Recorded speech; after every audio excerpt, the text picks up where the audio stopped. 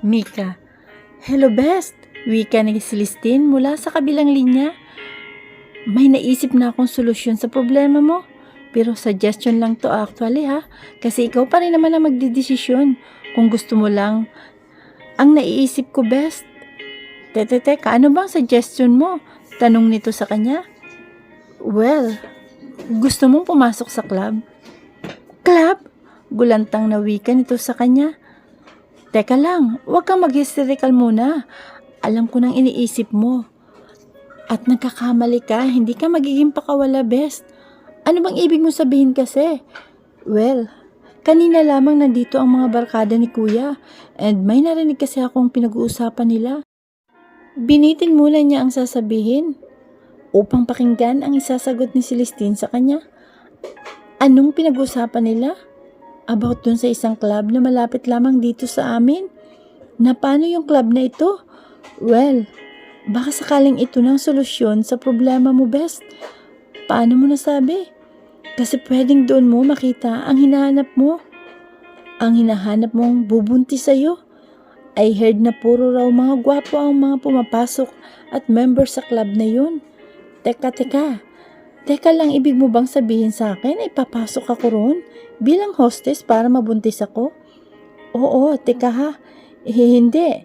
Nalilitong wika niya kay Celestine. Paano ba ang tamang salita na dapat niyang sabihin? Ano ba talaga best? Wait, pakinggan mo muna kasi ako. Sige, pakikinggan kita. Makikinig ako oh. Andito oh. Nag-aantay ako. Sige na, magsalita ka na. Ganito kasi yan. May club nga hindi ba? Isa sa member ng club na yun ay si Adrian, barkada nila Kuya. Ini-invite kasi niya sila Kuya na magpa-member na rin sa club na tinutukoy nito ay ang mga members ay mayayaman, gwapo at higit sa lahat ay hindi basta-bastang tao sa lipunan. Malinis at siguradong walang sakit na AIDS or ano pa man. Dahil may continuous check-up doon. Ang mga ito every 3 months yata. Mahabang paliwanag niya sa kaibigan habang palakad-lakad sa kabuuan ng silid niya. Medyo nakakaramdam din kasi siya ng stress sa suggestion niya sa kaibigan. Inaalala rin niya ito, baka kasi mapahamak ito. Pero ito na lang kasi ang talagang naiisip niyang mabilisan na solusyon sa problema ng kaibigan niya. Basta something ganun, including yung mga babaeng nagtatrabaho sa nasabing club ay malinis at high-end pa. Hindi nga ako makapaniwala may ganung klase na pala ng club ngayon. At alam mo, ang mas nakaka-intriga best, dagdag pa niya. Ano? May mga artistang members ng club. Excited niyang wika sa dalaga. Talaga ba? So, ano nga bang main suggestion mo? Ikaw, malamang sa malamang ay alam mo na ang ibig kong sabihin at alam mo ang ibig kong ipakahulugan sa mga sinasabi ko sa iyo. Papasukin mo ako bilang hostess doon? Ganun ba yon? Parang ganun na nga best. Teka, hindi naman ako ganun ah. Hindi ako ganun kababa para sa sinasabi mo best. Protesta ni Celestine sa kanya. Of course, I know. Pero kasi sabi mo ayaw mo nang si Sebastian ang makauna sa iyo at maging ama ng magiging anak mo, hindi ba? Oo nga, sinabi ko yun. Pero hindi ibig sabihin nun, kahit kanino ko na lang, i-offer ang pearls at virginity ko, no? Hindi pa ako baliw para gawin yun. Sabi ko na nga ako lang naman ang sa akin lang ay suggestion ko sa iyo kasi paalala ko lang ha, sinabi mo sa akin na umisip ako ng paraan at solusyon dyan sa problema mo. At ang inaisip ko nga is yun na nga. At hindi ko ipinipilit sa iyo ang suggestion ko best. Ikaw pa rin magdidesisyon yan. Ngayon, kung okay naman sa iyo ang suggestion ko, maiging gawin na natin as soon as possible. Mamayang gabi na, let's do it na. Malay mo, mapatapat ka sa idolo mo na si Gino, hindi ba? Ang tinutukoy niya ay ang idolo ni Celestine, heartthrob actor. Sa telebisyon, para naman nakakasiguro ka na nandun si Gino. Aba, malay natin, hindi ba? Kung member din pala siya roon. Yun na nga ang pinakamagandang solusyon sa problema mo. Maliban na lang kung may iba ka pang prospect maliban kay Dancel. Hindi ba sabi mo ay member ang barkada ng kuya mo na si Adrian? Yan, paano kung sa kanya ako mapatapat? That's what we call destiny. Joke. Hindi naman siguro. Malaki ang club na yun, kaya hindi na siguro kayo magkikita ron. Pero kung magkita kayo ron, baka ganun nga, destiny yun. Kung sakali, best. Natatawang wika niya sa kaibigan. Hindi ka naman lugi kung sakali kay Adrian. Gwapo rin naman siya at mayaman. Hindi ko siya type, best ha. Mabilis na sagot sa kanya ni Celestine. Yun na nga lang pero mas okay na kaysa kay Sebastian, hindi ba? Well, sa bagay, tama ka din naman. So ano, may decision ka na ba? Pag-iisipan ko sandali, wika niya. Sige, tawagan mo na lang ako kung may decision ka na. Hopefully, mayroon na hanggang mamaya para makapag-ready na tayo. Pagkatapos, anong pagkatapos? Kunot ang noo na tanong niya kay Celestine. Pagkatapos anong gagawin? Akala ko ba, pag-iisipan mo muna. Napag-isipan ko na, go na tayo riyan. Ganon kabilis? Nakapag-isip ka na nga? Hindi makapaniwalang tanong niya sa kaibigan. Oo nga, gaga ka talaga no? Hindi mo man lang pag-aralan mo ng sinasabi ko. Bakit ko pa pag-aralan? Malamang ikaw, napag-aralan mo na yan. Gagahuli na tayo sa oras Tiwala ako sa'yo. Natampal ni Mika ang sariling noo. Hindi ito na nga bang sinasabi niya, kaya ayaw niya sana na sa kanya magmumula ang ideya. Baka sa huli ay cargo di konsensya pa niya ang kaibigan sa mangyayari. Kapag nagkaroon ng aberya, seryoso ka? Pagkuhan ay muling tanong niya, baka sakali na mag-back out ito. Medyo magulo talaga ang isip niya. Gusto niyang tulungan ng kaibigan. Kaya niya inirekomenda ang naisip na ideya, pero ngayon na pumayag ito, ay gusto niyang magsisi. Kasi ang bilis magdesisyon, hindi nag-iisip. Oo, tika, ikaw itong nag-suggest tapos ngayon parang hindi ka sigurado. Sigurado naman kaso, nakagat niya ang iba bang labi? Sige na nga, basta kailangan mo nang pumunta rito. Magdala ka ng pang-isang linggong mong damit kung kinakailangan. Kasi rito na natin paplanuhin ang lahat. Nasukatan ka na rin naman ng gown. Uwi ka na lang one day before the wedding. Wika na lamang niya sa kaibigan. Sige, wika na si Celestine at pinatay na ang call. Celestine, dali-dali niyang kinuha sa ilalim ng kanyang higaan ang traveling bag. Sinadya niya na roon lamang yung ilagay. Binuksan niya ito at tiningnan ng mga laman. May mga sadyang damit na nakaredy na roon kung sakaling may biglaan siyang pupuntahan at kumpleto na halos ang laman. May toothpaste, toothbrush, sabon at kung ano-ano pa. Sinuri niya kung kasya ang isa panglingguhan ang laman. Nagtungo siya sa tukador at binuksan ito. Namili pa siya ng ilang sexy dress. Siguradong yun ang isusuot niya dahil club ang pupuntahan niya. Bahala na talaga si Dracula. Nang sabihin ito ni Mika sa kanya ang plano nito, nang unay medyo naalangan siya, ngunit bigla siyang na-challenge. Naisip niya na parang magandang adventure ang pumasok sa isang kakaibang club na puro gwapo ang laman. Tapos may artista pa na miyembro. Ngayon lang siya nakarinig ng ganong klaseng club. Ewan niya pero parang baliw siyang kinikilig. Kaya buang loob na papasukin na niya yun. Baka mamaya ay last na pala niyang maranasan ang maging masaya ay pinalampas pa niya. Wala pa man ding divorce dito sa Pilipinas. Lifetime pasakit na sigurado pagkatapos ng adventure niya sa club na yun. Nang masiguro niya na okay na at kompleto ng lahat, ay nagtungo na siya sa kanyang banyo para maligo. Hinubad niya ang lahat. Ang lahat niyang saplot, binuksan niya ang shower at nagpakasawa sa patak ng tubig na inilalabas niyon. Muli ay nagmumuni-muni siya. Grabing kabaliwan talaga ang papasukin niya ngayon. Mas malala ito kesa ang magpabuntis kay Dancel. Papasukin niya ang mundo ng prostitusyon. This time, mabuntis lang. Nababaliw na yata talaga siya. Katangahan pero may bahagi sa sarili niya ang tila nasasabik pa sa posibleng mangyayari. Mabilis niyang tinapos ang paliligo at nagbihis na.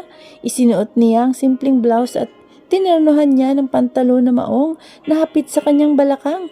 Rubber shoes na lamang ang pinili niyang pansapin sa paa. Madali kasi siyang matapilok minsan. Kung hindi man ay matisod. Ewan niya kung anong problema sa paa niya. Hindi siya na talaga nasanay sa may takong na sandals. Mabuti na lamang at biniyayaan naman siya ng height, kaya naman okay lang na hindi na siya mag-heels.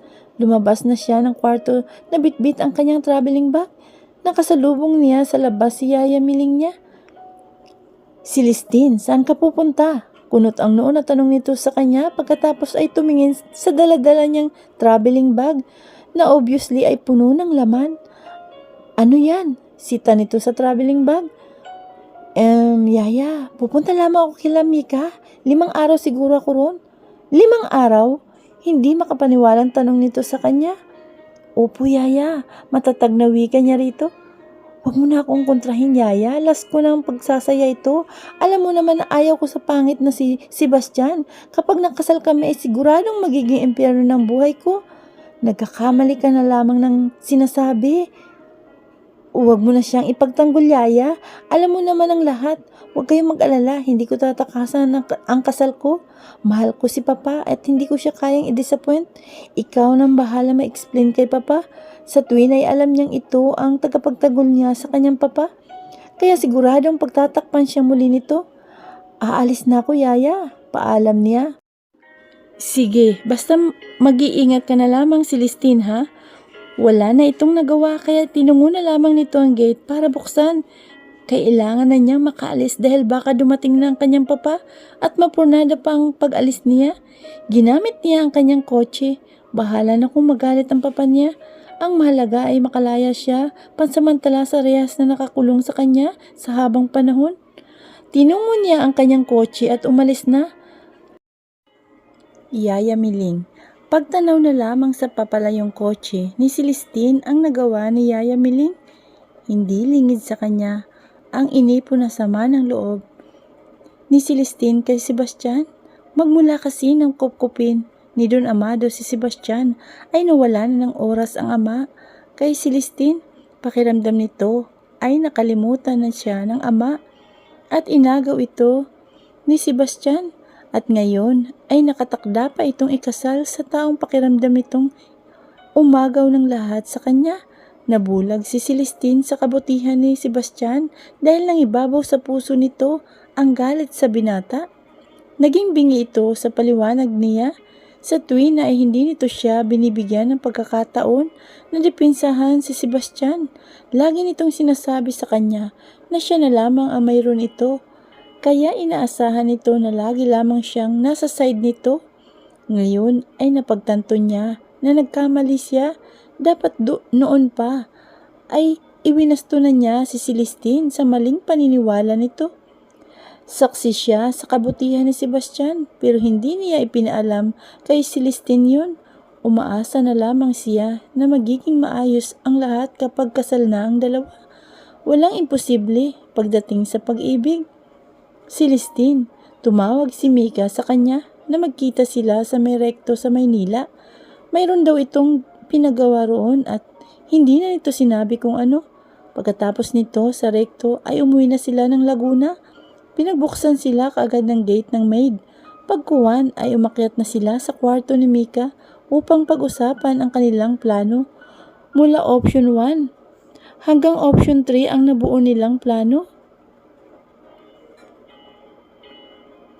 Wallflower Club. Hindi pa rin makapaniwala si Celestine sa nakasalukuyan na siyang gumigiling.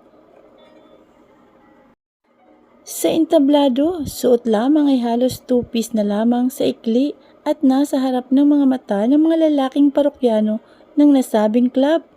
Nakipagsabayan siya sa mga babaeng gumigiling sa saliw ng maharot na musika. Mabuti na lamang at sadyang marunong siyang mag-pole dancing, kaya naman hindi na siya nahirapan pa. Hindi niya akalain nang napili niyang way of workout para mapaganda ang katawan ay magagamit niya ngayon.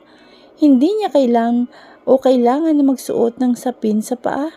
Basta marunong sumayaw ay walang magiging problema.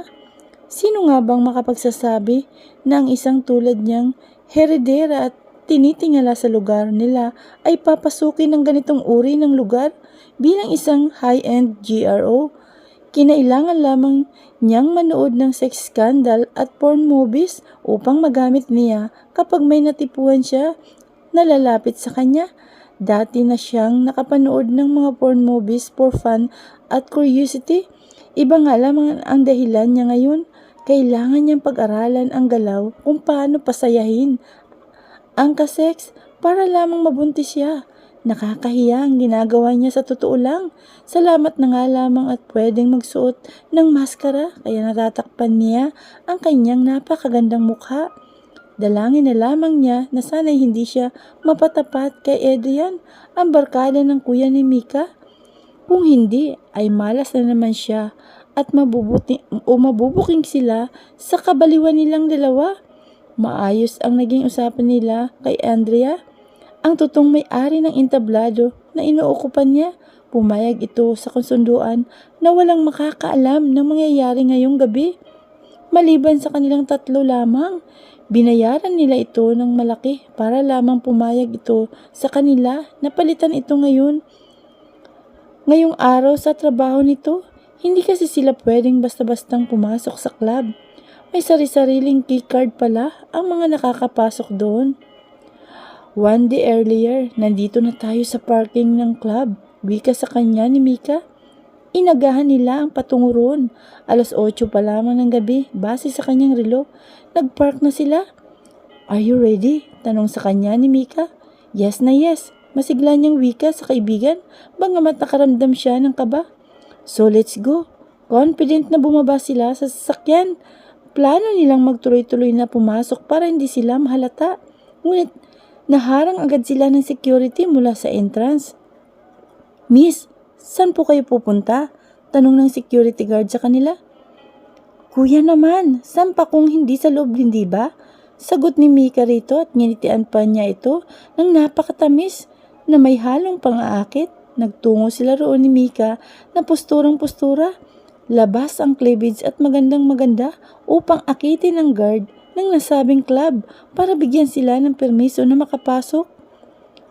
Baka po nagkakamali kayo ng pinuntahan ng club, miss. Wika nito sa magalang na pananalita habang salitaan silang pinapasadahan ng malisyosong tingin mula ulo hanggang paa. Hay kuya, hindi kami nagkakamali. Si Mika ang sumagot. Batid nilang pareho ang tinging ipinukol sa kanila ng guard. Magsawa ito, total, ay hanggang tingin lamang naman ang magagawa nito sa kanila. Pabor pa nga sa kanila na naakit ito sa kanilang ganda. Yun naman talagang nais nilang mangyari, ang maakit ito para papasukin sila nito sa loob. Dito talaga kami pupunta kuya, bago ba kayong empleyado rito kuya? Naku miss, matagal na ako rito at ngayon ko lang kayo nakita rito. Hindi ito ang lugar para sa inyo. Kumakamot pa ito sa ulo. Bakit naman kuya? May entry card ba kayo? Mayroon kuya, kaso nakalimutan namin sa bahay. Pagdadahilan nila. Sige kung ganun, maigi na kunin nyo muna ha. Hindi rin kasi kayo makakapasok sa club kapag walang card na dala nyo. Alam nyo naman siguro yun, wika nito sa kanilang dalawa na nakangisi. Nakakainis ang itsura ng guard. Parang nakakaloko pero pinili pa rin nilang maglambing dito. Oo kuya, alam naman namin yun. Ikaw talaga. Malambing na tinapik ni Mika ang balikat ng guard. Sinubukan lamang namin baka mapagbigyan kami, hindi ba? After all, new employee kami rito. Sige kayong bahala miss, wika nito sa kanila habang halata na nagpipigil na matawa. Okay, salamat kuya. Malditang wika ni Mika rito at kinindatan pa ang guard. Pumasok na sila at hindi na pinigilan ng guard. Akala talaga nila ay makakalusot sila. Pagkapasok nila ay may pinto roon na nakasara. Nangangailangan ng card. Kinuha ni Mika sa bag ang inihandang card pero ayaw basahin ng system. Pinagawa ito ng kaibigan sa rekto ng araw na nagkita sila roon bago sila umuwi ng Laguna. Magbantay ka na best, ipapasok mo na. Wika nito sa kanya habang sinusubukan na itong ipasok ang card. Shit, ayaw basahin best. Wika ni Mika habang pinipilit ang card. Try mo ulit, wika naman niya rito at muli nitong ipinasok ang card. Ayaw talaga. Wika nito na tila nawawala na ng pasensya. Pinagpawisan pa rin ito, nadala siguro ng stress. Ako nga, itry ko. Kinuha niya ang card sa kaibigan pero nakailang subok na siya ay ayaw pa rin. Ayaw basahin ng system. Walay, muli ay wika niya sa kaibigan. Tara na, baka may makakita pa sa atin dito. Bumalik na lamang tayo. Hinatak na siya sa kamay ng kaibigan. Paglabas nila ay ang nakakalukong ngiti ng guard ang sumalubong sa kanila. Pero pinili nilang manatiling may poise. Taas ang noo na dinaanan nilang guard. Bye kuya, see you later. Paalam pa ni Mika rito. Pagkuhan ay bumalik na sila ng sasakyan. So, ano nang gagawin natin, best? Hindi gumana ang first plan mo. Oo nga pambihira naman. Sabi sa recto, kayang ibukas nitong card ang kahit ano